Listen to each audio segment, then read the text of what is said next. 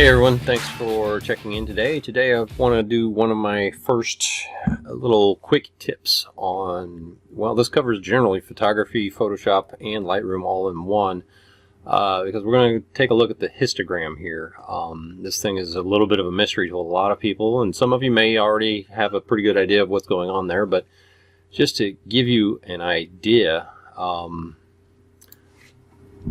out here real quick and just do... Anybody ever actually look up what a histogram really is?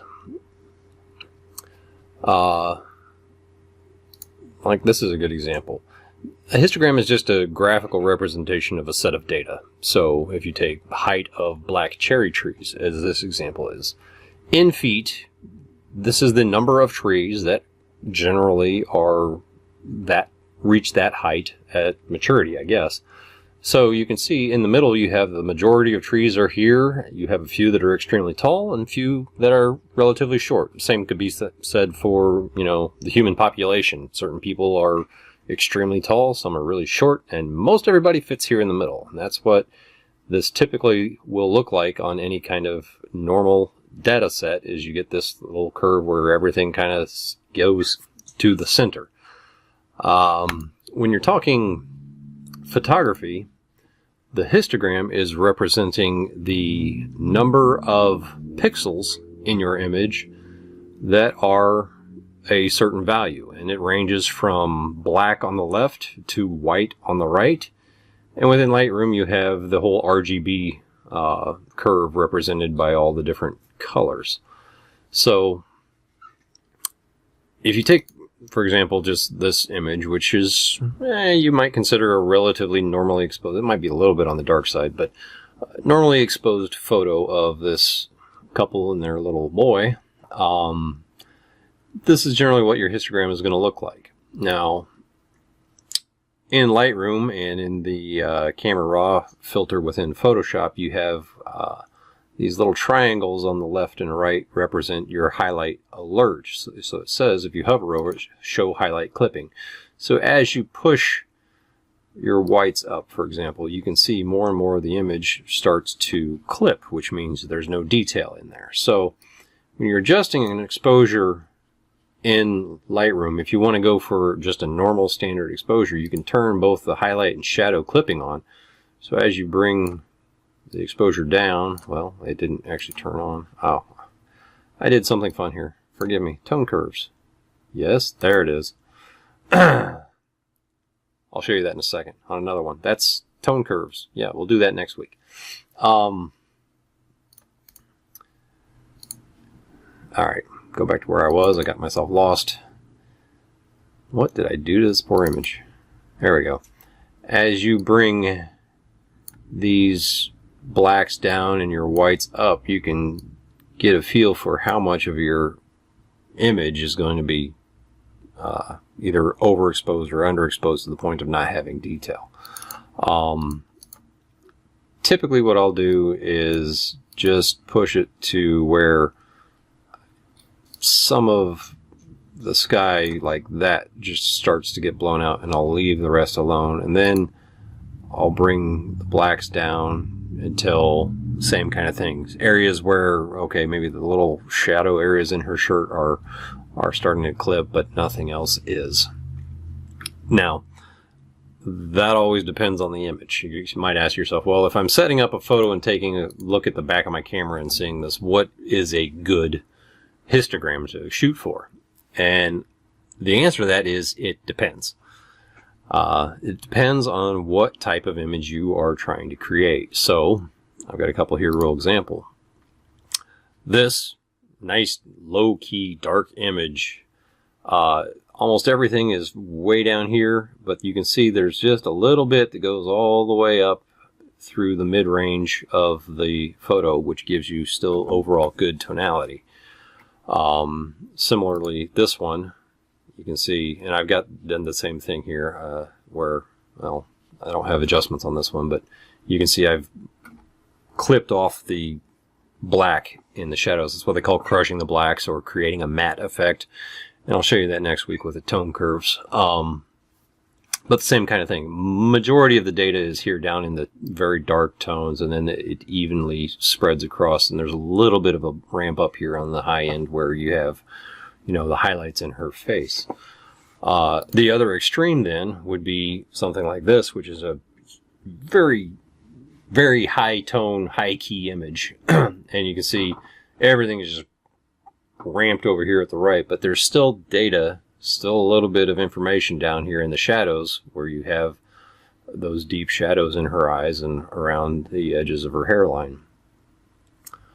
Then if you're going for a silhouette type shot, you kind of have a dual area of spikes. You have a spike here on the low end and a spike up on the high end, and virtually nothing in the middle. Just a little bit of detail in here on some of the buildings and trees. So you can use that information when you're taking a photo to kind of get a feel for whether you're, you know, losing data in the shadows or the highlights, but you just want to adjust for the type of image that you're trying to create. Now, I put together another little explanation here in Photoshop just to try to show this in a little more, I don't know, black and white detail. Sorry for that pun, I had to. So this is just a simple 4-pixel image with a black pixel, 2 gray, and a white. And you can see there's one little spike line here on the left at the black, another line up here that shows it's twice as high as the black, so there's 2 gray pixels, and one here at the white spectrum. So a couple of the tools that I typically use for adjusting this stuff are levels and curves. So if you start playing with levels, you can see there's 2 different areas. This upper represents the overall tonality in the image, and then the output levels are, well, it's harder to explain, but I'll just try to show you. I don't know how to explain the difference without actually doing it. So on the main levels in the image, as you push, this is your midtone slider, and it seems to work backwards because it looks like, okay, if you slide it over to the right, you would think it would make the image brighter. Well, it's not. It's making those midtones darker. What the reason for that is this represents middle gray in the image. So as you slide it over here, you're increasing the amount of information that is in the shadow area of the image. But conversely, if you slide it over here, you're increasing the amount of area that is within the gray tone, because you can see where these 2 points are is now on this side to the lighter side of this middle slider. I don't know if that totally makes sense, but if you play with it enough, you'll start to get a feel for it. The output levels basically says, okay, the highest and dark, or the whitest and darkest points in the image are going to fall within this range. So as you pull this one down, you'll see everything gets squashed so that this gray tone is now your brightest point of the image. Conversely, if you bring the blacks up, you can do the same thing to where, you know, now the darkest tone in the image is in here and everything else is adjusted to fit within this range rather than the full saturation range. Now, this is another way, what I was saying about the tone curves, this is another way to basically do that matte effect, is if you pull this up just slightly, the darkest tone is now no longer full black, but just slightly above black. Okay, you still with me? Same thing with, oh, I don't want to get rid of that, darn it. Window, histogram, bring that back. Same thing if I turn that off and do a curves adjustment. I guess I'll go ahead and go over it. I said I was going to do it next week, but curves basically works in a very similar fashion. So as you push this up, you can say you're making the image brighter or darker while keeping the black and white points the same. If you want to do the opposite of that, you can pull things down here, and that's doing the same thing as that output levels did within the levels, and you can kind of slide things around within that whole range, or bringing the black point up here does that as well, like what I was saying with the darker output tones on the levels. Okay. Now, within this, you also have the options of targeting your red, green, and blue color channels independently. So if you push red up, you obviously make the gray tones or midtones more red. And then if you take red away, it turns them more cyan. Okay, get rid of that. Same thing with green and blue. You can make it more green or more magenta. Or more blue, more bleh. Yellow, whatever. Okay?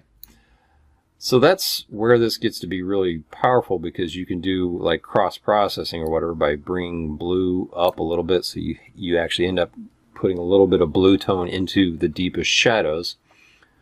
And then you can take red and put it in highlights and that kind of thing. So there's a lot of power built into just that little curves adjustment layer as well. And then you can go back and change the opacity of it and everything. I'll dive a little more into the curves next week, since I gave away a little bit of the secret before I was thinking I would. But another look at it, this is just a gradient from black to white across there. And if you look at the histogram on this one, you can see it's got that nice simple curve. So you got one black pixel all the way up to a whole bunch of gray ones. That's this whole band across here, and one white up here in the corner. Same kind of thing. As you push this back and forth, you make the image more filled more with dark tones or with more light tones. And then the output levels will make it still a gradient, but only up to this middle gray, and still a gradient there, but only down to a middle gray as well. Okay, so that's kind of my explanation on the histogram. Hopefully that helps you get an idea of what you might be looking for when you take photos, and also how to use it when you're doing some edits, so that you take and pay attention to where you're pushing your highlights and shadows. Thanks, and we'll see you again next time.